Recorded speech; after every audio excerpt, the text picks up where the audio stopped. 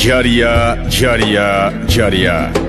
Ата салтын улантып, Кыргыздын нарк населин сактап, эл батасын алайын деп Кыргыздын чыган уулу Абдрасулов Равшан.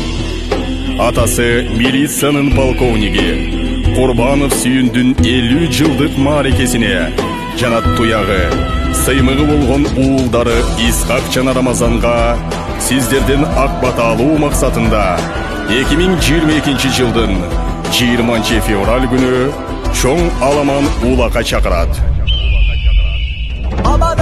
Байгеге коюлган соорундар 10 кой, 10 тай, 1 көкчал карышкыр, 5 төө, 5 автоуна жана акчалай сыйлыктар.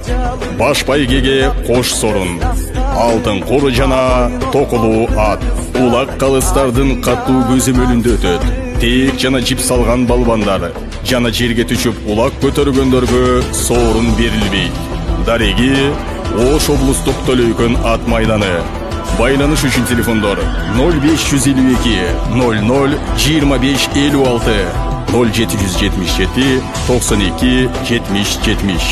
Келип ак батаңыздарды берип кетиңиздер.